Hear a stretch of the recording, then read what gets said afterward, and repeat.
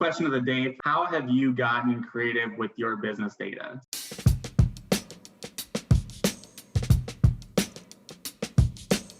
Every minute of the day, 188 million emails are emailed, 4.5 million Google searches are searched, and 4.5 million YouTube videos are watched around the world. With all of this activity flying around the internet, how do brands, companies properly manage their data and analytics? We're here with Dustin O'Leary, SWINY Tech's Director of Digital Performance, to chat about data and analytics and how businesses can put them to work. Before we get into it, if you're watching this video and would like our white paper on data and analytics, just click the link in the description. So Dustin, thanks for joining me. Yeah, no, thanks for having me. Absolutely. So how long have you been working in data and analytics? Yeah, so I've been within, the digital marketing realm, which also has a key part of data and analytics for probably the past 10 years or so, working in various, digital tactics and strategies. And there's always been a data component to that. And I think we've seen that even become more pronounced over the recent years as we get more and more data from these various platforms. So worked with brands from all different shapes and sizes and in different industries as well. So Dustin, how has data and analytics changed over the past decade? You were just kind of talking about that a little bit, but has that accelerated? Has it been kind of consistent? What would your view be on that? I think there's a few things. Like one, even over these past 10 years, like I mentioned, you've really just seen the amount of data coming into brands and organizations just rapidly increase. And, part of that is because, back in the day you had, maybe paid search and SEO, and now you're having all these new tactics and channels that you're able to communicate on. And with that, a lot of those being digital, those are just pumping in more and more data to organizations. Another thing that I think has changed is like the tools and platforms that are available from like a data analysis standpoint. Before, I think a lot of the data was managed by, IT, and maybe some organizations had, true data and analytics team members. But now with the tools and platforms that are out there, really like anyone can get into these various platforms or tools and be able to slice and dice the data a way that makes sense for their specific role. And then kind of going off that, I think a key piece of it is because that data has been kind of taken out of the silos of an IT or data teams, everyone across the organization has really had to focus on data and find out how they can efficiently use the data that's coming in for their specific role. How can companies track the performance of their digital marketing? There's like very basic and easy ways. And again, depending on the sophistication of an organization, some of them might already be doing some of these things, but some might not. But when we look at, just digital marketing, any type of creative that goes out there, we can utilize UTMs within any of the URLs that we use to be able to track, the source of where that traffic's coming to a website. So we can analyze the performance of those specific channels. All the platforms, like I mentioned before, Facebook, Instagram, YouTube, Google Ads, all those have pixels and tracking that are pre-built within their system, and they're very easy to implement. So that's a very easy way to make sure that you're just tracking the true performance of how your campaigns are performing.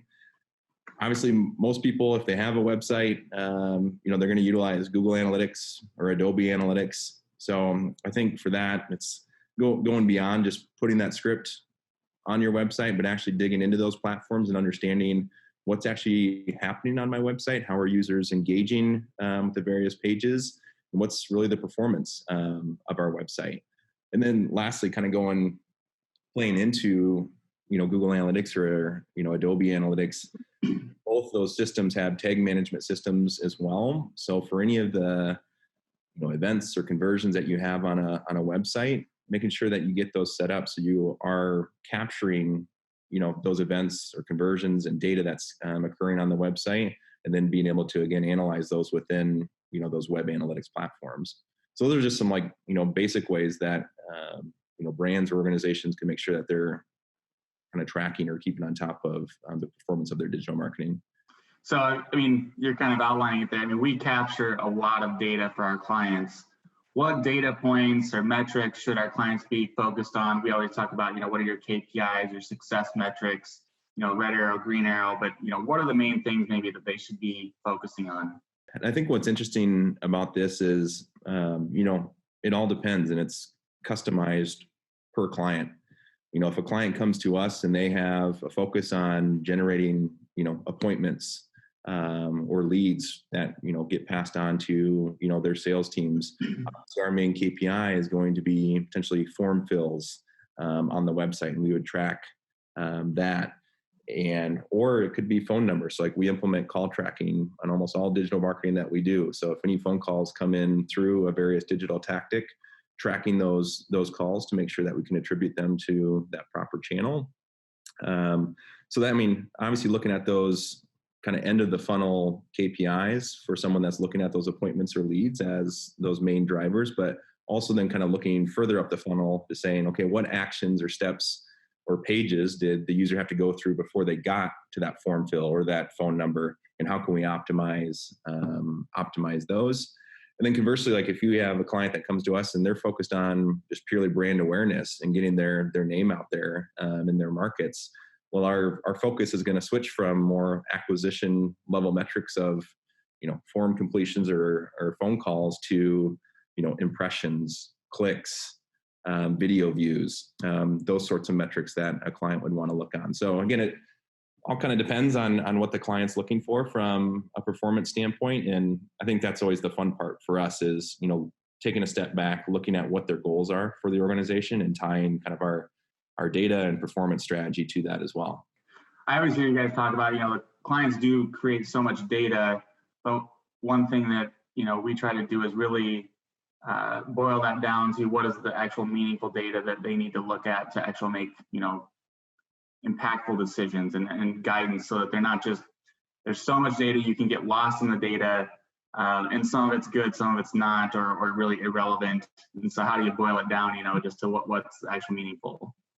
And I think that's key. And one of the things too, and, we try to stress this with clients as well, is always trying to get that, endpoint data from the client, that, internal BI, whether that's, not just appointments or form fills that we can see on the website, but what did that translate into actually appointments scheduled and then revenue based off closed sales. If we can get that, I think that's where data and analytics becomes super powerful. Now we're going beyond optimizing around, a click-through rate or a conversion rate on the website. We're optimizing based on revenue. And if you can get to that point, that's super powerful, and you'll see those business impacts. So this is always a fun question, but something we get asked a lot, what's the future hold for digital marketing? What's the future hold for data and analytics? And, both are progressing fastly, but I think data and analytics is really at a unique time. So, what's your view on the future of data and analytics? I think the one thing that we know for certain is that we're only going to get more data coming in. There's going to be new platforms, new channels that, brands are going to be able to advertise on, which means, more data being funneled into, us or those brands as well. So I think the key is to really, again, kind of taking a step back and understanding what, out of all this data that we're receiving from all these different places, what's the important data that we need to look at? Like, what are those main KPIs and what's going to drive the performance in our business forward? And again, that's kind of what we always look at when we're looking at, the data strategies or just, kind of performance plan for a client, is understanding those KPIs and make sure that we're tracking those to it. But again, more data is going to come. So I think it's even going to be more important that companies have those plans in place. And it's on us as, a digital advertising agency to make sure that we're sifting through some of that data for the client and getting them just those right pieces of information that they need to know. Another thing that I think will happen, it's happening now, but will continue to happen, is the tools and platforms that are available, not only from like a digital marketing side, but just from even a data and analytics standpoint. Those are going to continue to increase just from a number of tools that are available. They're going to continue to evolve on the capabilities that these tools have. I think what's going to be really fun and exciting about that is these tools, again, maybe started back, several years ago, where it took someone in an IT or a data and analytics role to really understand or be able to use the tools. But now anyone can go through or like use these tools that are available and utilize them enough to be able to find the insights on themselves versus having to totally rely on a data and analytics team. And again, I think that's like the third point, and I mentioned it before, is it's not just data and analytics that's going to be focusing on data. It's everyone in the organization. Again, we're already seeing that take place. Any of the clients that we're talking to, it's all about data. Like that's what they want to see. That's where that they have to pass that up the chain to their leadership to be able to show results. And again, from our perspective, to drive performance of these digital strategies, it's not just myself or my team that's looking at the data. Every one of our strategists is pulling reports, looking at dashboards, and helping us find like those right nuggets of data to be able to move the performance forward. So those are just some like high level things that I think will for sure continue to evolve over the coming years. And again, I think it's exciting because again, everyone's going to be involved within data, and again, everyone's already becoming involved. But with that, I think we're going to see easier managed tools, quicker tool development, and I don't know, it's an exciting time to be in data and analytics for sure. How else can you overlay additional data to make that targeting even better? Because I think a lot of times people get locked into thinking of just the platform and its capabilities as opposed to maybe zooming out and saying we can, put additional data on top of that to get even more targeted, more focused, which can be more meaningful. When we have those sales results from the leads, putting that all together, that's how you can actually get, dollar in, $10 out, dollar in, $100 out mentality with marketing. So maybe talk about how we can kind of combine all that and make it more meaningful. With that, I mean, within, saving a lot of the paid media, tactics that we run, we have access to a lot of great audience data that's out there. And our team is, actively using that audience data to make sure that they're focusing and pushing and, messaging to the right audience. But I think you can take a step back and, pull some of that audience data from, the various platforms that you have and tie some of those additional, factors or data points that you might have from a business perspective or us as an agency might have from like an industry perspective, and layer those on to be able to segment that audience out and say, here's broadly your audience of who's doing well, who is maybe not converting very well. And here's some of those key characteristics of those audience so that we know we can go back into those various platforms and be able to target more strategically or specifically. Another thing that I think is really interesting is oftentimes when we think of data, I think people just think it's just numbers and crunching that and trying to look at the data. But, the way that we've kind of been growing and investing in the data and really digital performance team is, I think, a little bit unique. So maybe help give people an understanding of the different types of individuals and what their roles are and where we're going with data and digital performance. Even just on the data and analytics front, I think it's fun to look back. Last year, we doubled the size of the team for data and analytics. This year, we're doubling the size of the team again. So you can just see that investment that we're making within data and analytics. And we just see the power that it's already had for our clients. And I think we're scratching the surface on what we can even do from a data and analytics standpoint. So we're can continue to drive that forward and bring even more value, to our clients and brands, which is amazing. The other thing is, like, on our team, it's not just the data and analytics. So the team that I oversee, so we have data and analytics that has individuals in there. We have conversion rate optimization that's specifically focused on, how do we improve that performance from a website perspective? UX is involved in there, but a key part of that is actually doing, A/B or multivariate test on websites to understand, by changing maybe this very simple element on the site, how can we drive, big improvements in performance? So that's been a growing team on our team as well, and we're seeing a lot of great results for our clients there. And then we also have marketing automation, and again, marketing automation pulls in expertise from various areas. Largely it's built around email, so there's a creative component to that. On websites to be able to get the various marketing automation or workflows set up and running. There's a development piece to that as well. But what we always talk about with clients for marketing automation is the underlying factor in marketing automation is data. If you're going to be sending emails or text messages to, various audiences, that data has to be right and accurate. Otherwise, your message is going to hit the wrong person, potentially at the wrong time. And then that will just kind of fizzle apart pretty quick. So it's just it's fun to see how data impacts, again, not just data and analytics, but has that interweaving layer through, conversion rate optimization, marketing automation, and then again, going beyond that to all of our teams. Data is the underlying thing that drives our performance and drives our success as an agency. You've heard me say this before, but I like to say that we're a data company disguised as a digital marketing agency.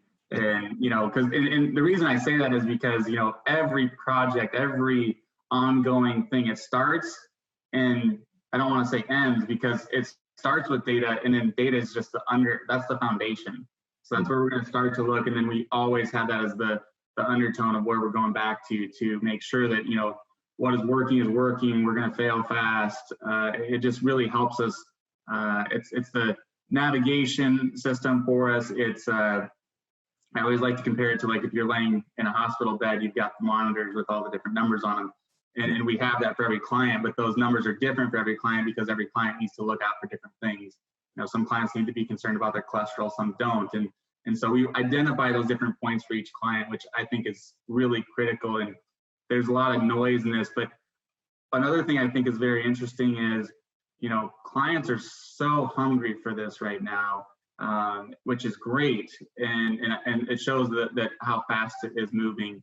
So that's just a fun thing too, I think, with these times, how quickly it's changing, but also how much people need it. And there is a lot of noise out there, and discerning what is meaningful data. Sometimes, especially as, we talk to clients, data and analytics might not always be brought into the conversation. They might not think that they need it. Like, hey, we have, data and analytics, team members on our team that, are looking at, BI or what have you. But I think the key is, and we've talked about this before, is, as a creative agency or an ad agency, you go through, multiple revisions of creative and editorial and potentially legal to make sure that message is built or created properly. But sometimes you don't, on the back end, put the data and analytics to make sure that well-built creative is actually performing properly. So that's what I always try to tell all clients too, is, you wouldn't remove that editorial piece at the start of the process. In the same vein, you can't remove the analytics piece at the end, because that's going to tell you if, all that work that we put into that ad creative or that campaign, see if it actually worked. I like to say, data and analytics, conversion rate optimization, like, that's the insurance policy on all the other work you're doing to validate whether or not it's working. And as marketers, we think we're really good at developing amazing ideas and concepts. And most of the time we are, but sometimes we're not. And everybody buys into a bad idea. And the good thing about using that data is that you can very quickly see that it's a bad idea, as opposed to bleeding out money on messaging that isn't quite right. And I'm always amazed at how some of the little things that we change, the little wording that wasn't meaningful to me, but will have significant impact on conversion rate and performance. And we wouldn't know that without the data. So I think that's really fun. And I know that your team geeks out about that, and a lot of our clients do too. So that's, for us, that's, I think, where the fun is. It's been really fun to see, with conversion rate optimization, that growing, a lot in our organization, and so many clients, signing up saying, yeah, I need to improve the performance of my website. But again, some of those easy, basic changes that even myself or our teams, like, I can't have that big of an impact on performance. But I mean, we've seen by even, removing a couple of fields from a form on a client's website, generating $80,000 more in revenue on a monthly basis. Like, that's insane. And again, you wouldn't think that that would have that impact. But again, users these days, they want and need quick, easy processes. So any way that you can remove that friction or those hurdles within that flow to the conversion is going to be impactful. And that's really what we strive to do, like on the conversion rate optimization standpoint. And again, I think people will be surprised on what little change, small changes can make such a big impact. Well, Dustin, I think you and I could talk about this all day long. So thank you for your time and insight. I hope you've enjoyed this discussion today. If you want to download the white paper, be sure to click on that in the description below. If you want to like and follow us on YouTube, whatever channel you're watching this on, we would appreciate that. And stay tuned for more great content like this. And don't forget, get better every day. Oh, I stopped my recording. Oh.